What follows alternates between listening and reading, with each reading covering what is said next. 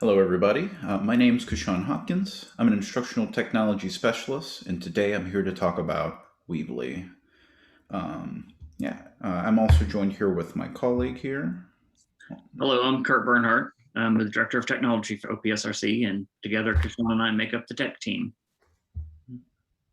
Yeah, and if you ever want to reach out to us, if you want to talk technology or anything that I've talked about in any of my tech talks, you can do so at techteam@opsrc.net. Got you right here. Additionally, if you want access to these slides, I have them here, but also another place I'll show a bit later. But if you want access to them right now, I have a link right here. I'm going to spell this out since it's case sensitive. So the address is lowercase t, period, ly/8 capital DSA. So that's how you can get access to the slides here. Just so you have an idea of what Weebly is, it's a website creation tool. I have an example for us right here. I just want to show a little bit of what's possible on these websites. Notice that they have kind of like a nice little sleek professional look in terms of the graphic design parts, and all the different parts of this are really functional and easy to get into. And so I've made kind of like a test website here. I have a nice little navigation bar, and we got some sub pages in here. I got some nice background images with text on them, and you can use different formatting options to change up the text here. I'll show you how to do some of that. I got an image here going to the OPSRC TechTalk page, and I can even click to it, treat it like it's a little button here, so you can see some goodies inside there. We'll get back to that a little bit later. I got a gallery of images, or I could create like a slideshow that either works by interacting with it, or I could click play and let it do its thing over here on a little timer. So it's pretty nice that I can do that. Got a little map widget here, or you could introduce some buttons or some dividers here, some space here. You can embed YouTube videos as well. So there's quite a bit of functions that you can put inside of this web page builder here. And I've talked about other web page builders before, but this one in particular, I think, has some really nice features that I'm going to highlight in a little bit. Like, for example, being able to go in and edit the website using its CSS HTML editor. So lots of options there. So let's highlight what we are doing here for this particular tech talk. The schedule is I'm going to do a little bit of introduction, which is what we've just experienced. Then I'm going to go into a little bit of theory, talk about my objective here, what I want you to get out of all of this, and just kind of like discussing some foundational things that I think will help you get a little bit more out of this presentation here. Then I'm going to move into answering some questions specifically about the tool Weebly and doing a little bit of showcase. We're going to spend a majority of our time doing that, just showing you how to get in there, how to do a couple of setups here, show you where a couple of clicks are so you can get into some of the content features, setting all that up. So that's what the showcase is for. After you have that, I'm going to move into some applications, and I'm going to combine it with the theory that I'm going to go over in a bit. And then at the very end, I'll share out some links, some goodies here, a link to an evaluation to help us run this, our tech talks even better, and answer any questions you might have. So let's just jump right into it. I don't want to waste anybody's time. Your time is very valuable here. So first, the objective, answering the question, what are we learning, which is going to be after this training. Teachers will be able to integrate Weebly into their classroom to help students achieve learning goals and acquire 21st century skills here. So I want to break this down a little bit because I think this is a good way to kind of like start thinking about what is it going to look like to put technology into my classroom, and how do I go about it in a way that really just kind of maximizes all of the resources that you have to use to get into your classroom here. So it's kind of the first thing that I do want to talk about. Is just something to be very mindful, is being able to introduce technology with clear intention and having a result in mind before you put it in there, because that way it avoids you putting technology in the classroom and it doesn't work out and you just end up wasting time. It just ends up being a frustrating experience when you could really be getting a lot out of these tools. And so I think there's really two good ways to look at it, certainly not the only ones. First of which pertains to the subject that you're teaching or the age group that you're teaching, and those are your learning goals. So those are things that you're already trying to get across in your classroom. And so I want you to think about your technology as just supporting what you're already doing. You're not really like adding things and removing your learning goals here. You're trying to have all of these different elements work together and just enhance what you're trying to do here. So that's one way to think about it. The other thing that you probably want students to get, and the National Education Association defines these as the 4 C's. So these are collaboration, communication, critical thinking, and creativity. So these are skills that students, if they have, they're going to be useful in your classroom and in the other classrooms, maybe in college and in their careers. So any of these skills here, and in fact, whenever I prep my technology talks here, and I try to select the tools, I try to think of how can this tool support these different skills. And so I'm hoping that you can see some really good ways that these would apply to the Weebly tool.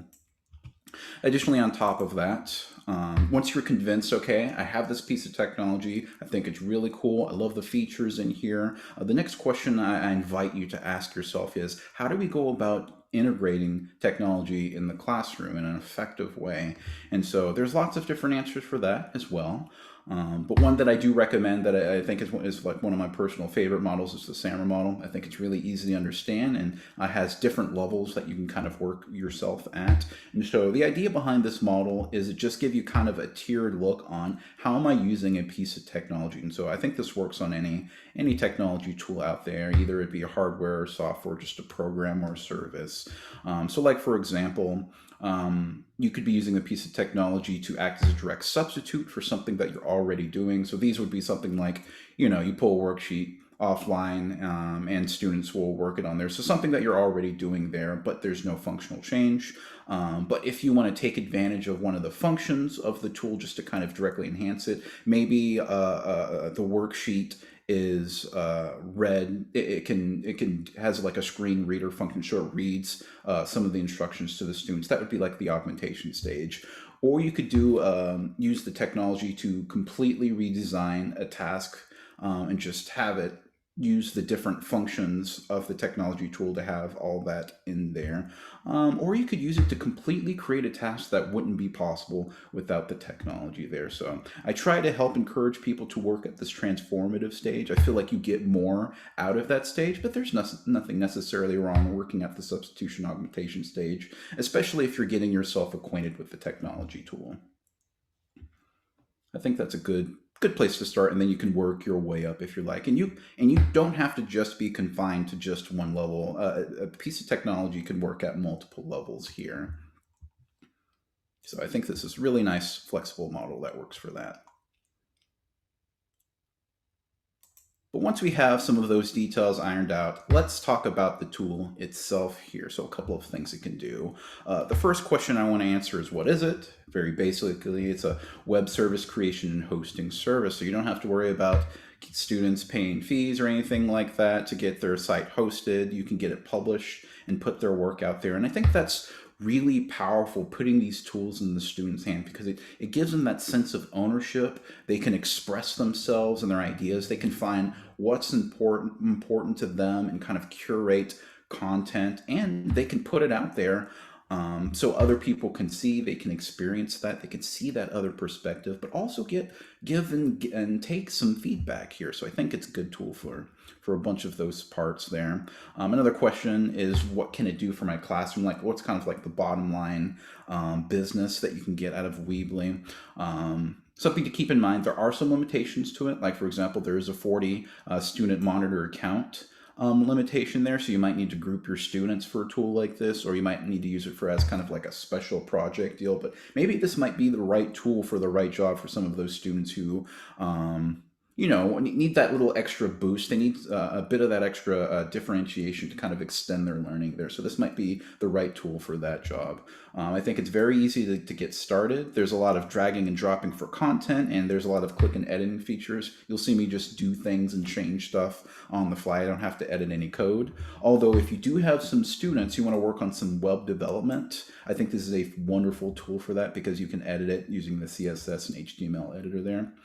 And on top of that, it's not just a web page editor. You can also add a blog in there as part of one of the pages. So it has multiple functions, just all within the same account here. And there's much, much more that I'm going to go into in the showcase. So the final question is, where do I access it? You can get it through education.weebly.com. There is a separate Weebly website. You want to go to the education one that's here. So if you like type Weebly on Google, it might lead you to the other place. So this is where I'm actually going to start our showcase here. Take a real quick swig of water real quick.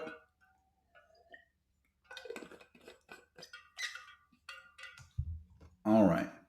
So let's get you started here. It's really not too hard. You want to set up a Weebly education account, which is all done over here where it says get started. You put in a username, you put in a password, you put in an email, you sign up, and then you have a teacher account where you can have student accounts sign up within there that you can set up. So I already have something set up, so I'm just going to go ahead and log in here. Get that taken care of just real quick.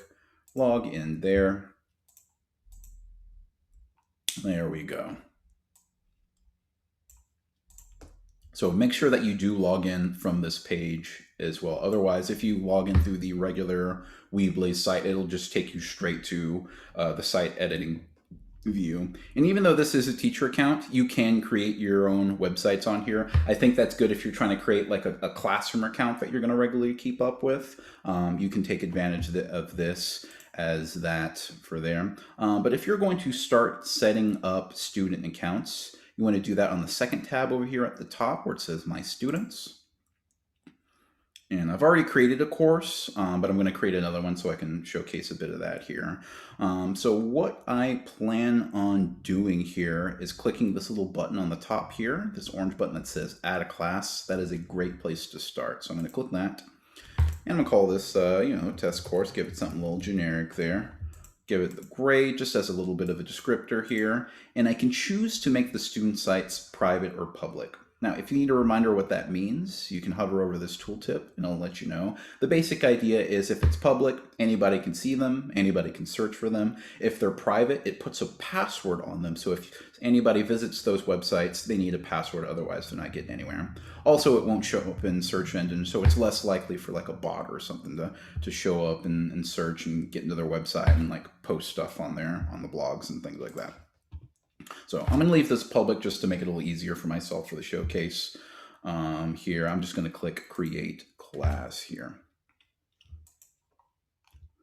Once you create your class, then you want to start adding student accounts on here. So I'm going to create a real quick one for my pretend student, Kashawn Hopkins. I'm going to give him a little username, and notice when I swapped over to the username section, it gave me kind of suggested, so that might help you out a little bit. I'm going to keep that the same, and then I'm going to put a password in there and click Add.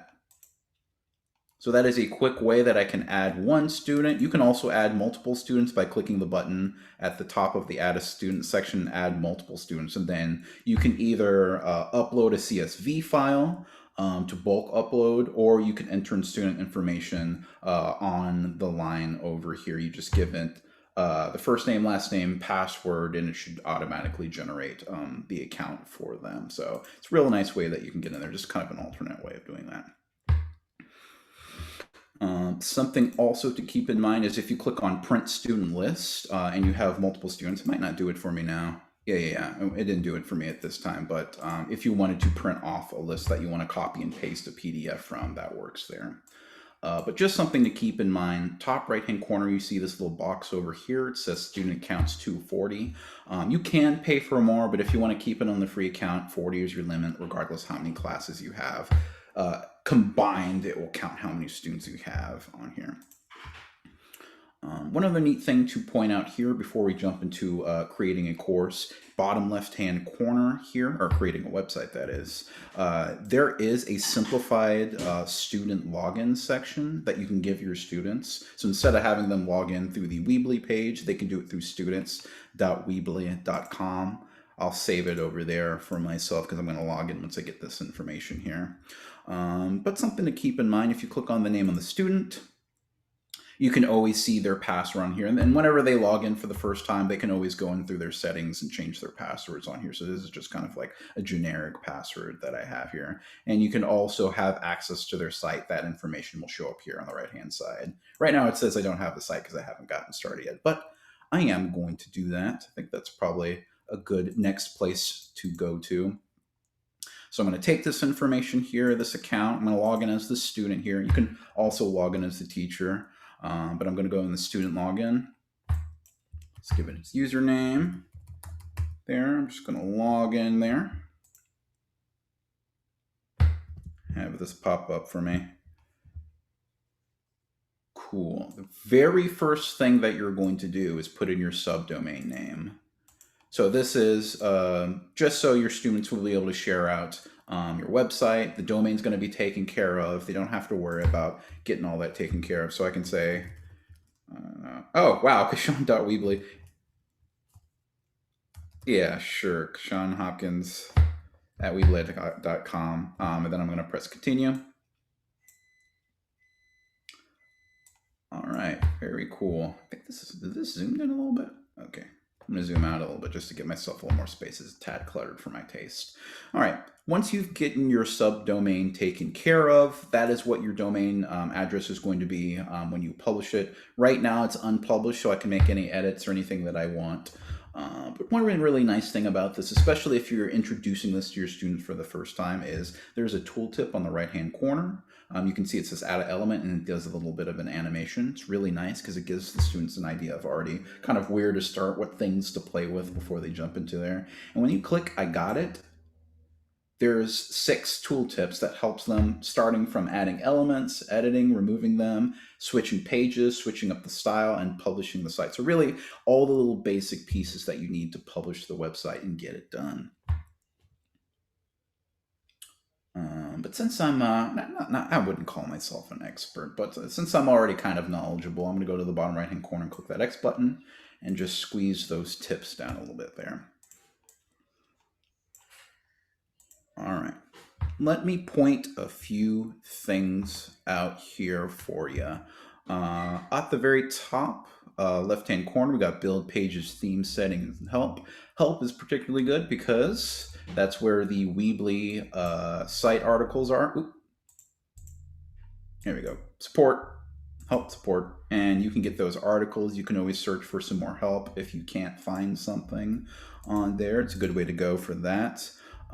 You can click on theme. This is a real quick way that you can change out colors and texting styles here, because I have kind of like a very generic thing going on here. But if I click on change themes, it will pull up a nice little gallery that lets you swap between them. Now, one kind of weird thing is the fact that some of the Weebly websites are used for business purposes. So that might not exactly match with what the students are trying to go for, but at least I think it's good that the options are there. So they have kind of an idea of building a website with intention. You can also change the default fonts from the header areas to any of the general text box that you dump in there to the captions on here. You really just kind of click and guide yourself through the menu, and you can make any of those changes there to the theme. So really useful. Now, something that I wish was like an even bigger button, just a kind of like a wish list item for myself, is down over here, and it's one of the reasons why I picked out Weebly as a tool, is if you click on Edit HTML/CSS, down over here, bottom left-hand corner, almost hit a little bit hidden there. If you click on that, it will open up your CSS editing view here. So I have the code up here at the very top. I can look through it, and I can see how it's affecting everything down over here. And so you have quite a bit of power to change anything within any of the templates that you have working on here. So it's really nice code editor. So if you want your students to get more real-time experience with the web development, all of that is going to be here in kind of like a nice practical area where they can mess around with everything and make some changes and see those changes there. So I think that's a huge boon when it comes to this. Additionally, there's the pages section. Let me click on that here. Right now I have the home page set up. There is a limitation on the free plan, unfortunately, but it's just something to keep in mind. Your students are limited to 5 pages. That includes sub pages. So if I click on the plus sign here, and let's say, for example, I want to add a blog. I want to add that function as part of my site here. I just select the blog page. I give it a name. Hopkins blog, maybe. And I can adjust things like the header type on there or how visible it's going to be. I can make those small changes. But I'm going to click done. And one thing to notice, automatically right here, very nice convenient feature here, is the fact that it's added any of my pages automatically to that navigation bar here. So let me show you real quick. Keep your eye on the ball over here in the middle of my page. I'm just going to add another menu on here. More stuff. Boom. It's already on there. And so it makes a really nice functional website here that you can work with. Next, let's talk a little bit about the build part of the site. Like I said before, a lot of this is click and edit. It even gave me a little direction here. Click here to edit. Don't mind if I do. I'm going to put my name on here. And you'll see that there's some nice formatting options. You know, you got the basics up here: bolding, underlining, putting links in things, alignment tools, redo, undo, clear formatting, any of that. It's all there for you. And if I scroll down a little bit more, I'm on the blog page. Let me swap that here. I'm going to go to the home page there. I'm just going to put hello world on this one. I have a little box over here where it says drag elements here. So this is a really other nice feature is you got a bunch of content pieces here on the left-hand side navigation bar. And if you want to add any of this or play with any of it, I can click it. Like if I want a text box here, I can click it, I can drag it, I can move it in there. And now I got a little piece where I can put a piece of text here. Hello world. There you go. Or if I wanted another one, let's say I want a text box to the right of that. Let me drag it over here. And notice that I have these guiding lights. You can see that there's a little bit of a light up there. So if I wanted to have another text box next to my text box, there we go. We have a little split there. So it's really nice, really responsive there. Maybe I want to slap a little image below all of that just to kind of tie it all together. I can click upload image and upload something from my folder. I could search for something. So let's look for a dog here. A little safe search there. Yeah, that looks good. Boom. And now I got a dog picture there. And I can make some adjustments to this if I like. If I don't like how big that is, let's take that a little bit down a notch. We don't need a dog that big. There we go. Cool. That's a good dog. Or maybe I don't want him right there. Maybe I just want to click. There's this little bar on top of the photo here. I can click and drag this, move it up to where my text box are, so I can make that, move that around a little bit there. So it's real easy to just kind of click and drag and reorder anything. So I highly recommend if you go inside here, or even if you're introducing this to your students, give them an opportunity to play with these tools, to go in, to mess with these buttons, to click and drag. Give them an opportunity to just make a mess, to go in there and just kind of play around and see what's possible, because heck, they will probably figure out something that you didn't know and I didn't know, that no one knew, but they're like, oh man, look what I can do, and show you all sorts of crazy stuff. So I think it is a great tool to get into and just mess with. And once they're all ripped and ready and they have the tool just the way they want it, top right hand corner, click that publish button. It's going to confirm that domain, and you can continue, and that will turn the website live. So very easy there. They can start sharing out that subdomain name.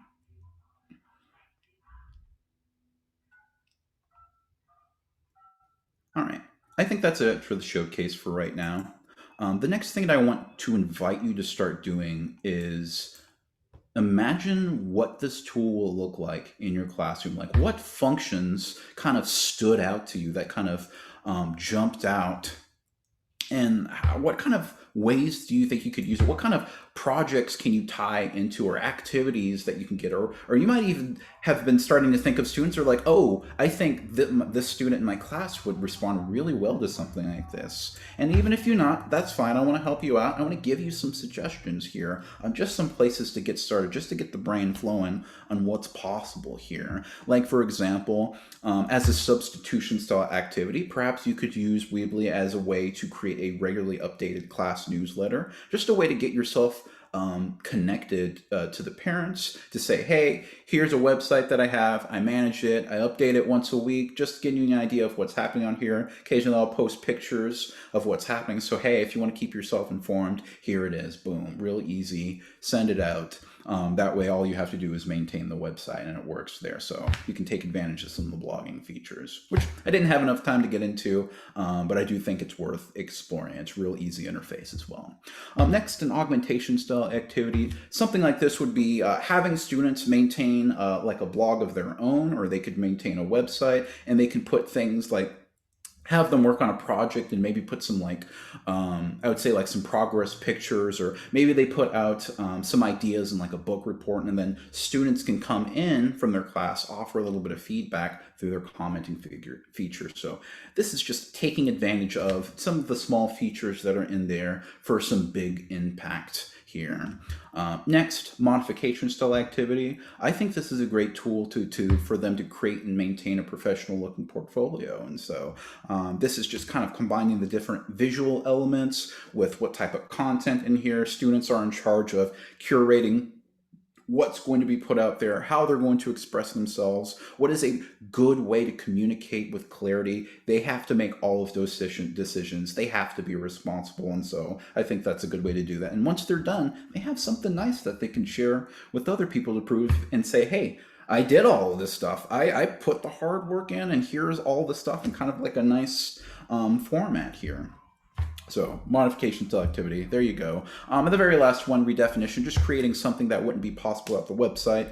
A builder is having students work together in a group. Maybe they're in the same club, and they have the power to create a website to help sell school merch, like maybe some club T-shirts on there, and they can use and create it in such a unique way using some of the CSS HTML tools. And so just having students be able to take ownership for all that, I think, is just a powerful way to use this tool here.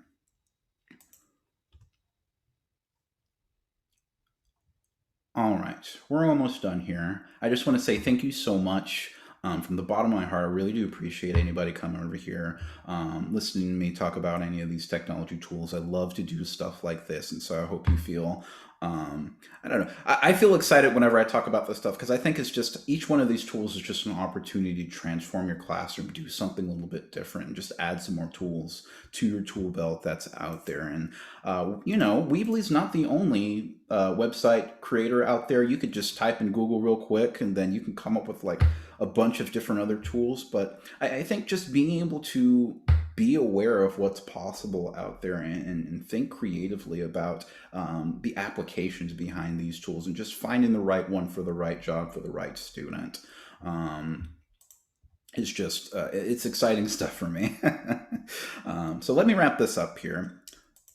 If Weebly is resonating with you, great. I have some good stuff for you, some links on here, some examples out there, some resources. I just noticed I didn't even put the support stuff for Weebly, but that's fine. You can find it. I pointed it out. But yeah, this page is dedicated to links that I found in my research that I think would be useful, just to take a moment to take a look at, to see how other people are using Weebly out there. So there's that. The next page is for the SAMR model.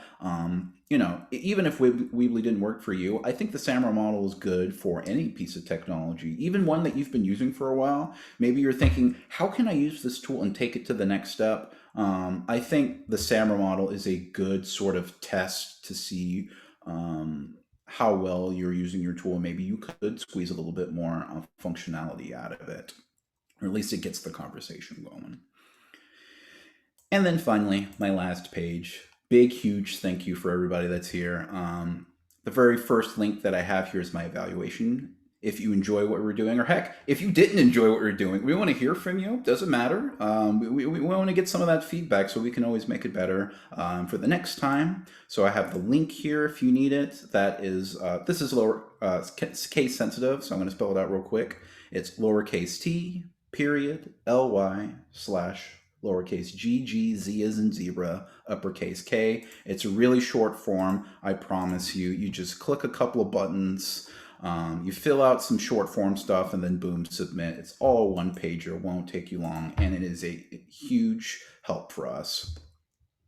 And some last minute stuff over here. I've been Kishan Hopkins. I'm also joined here with my colleague, Kurt Bernhardt. He's amazing. You should talk to him, and you can do that either one of us through techteam@opsrc.net. Just in case, I got the link to the slides. Or, a really good place that you can get these slides is through opsrc.net/techtalks, which is our Tech Talk page. Over here, you can see our upcoming Tech Talks. At the very bottom of the page, we have all the other wonderful Tech Talks that we've done. I highly recommend that you take a look through these because it not only has the recording, but it also has the presentation slides that I've been talking about on here. So this is just going to be a growing resource. Share the word that this exists with all your colleagues. Shout it from the rooftops. I would love for you to do that.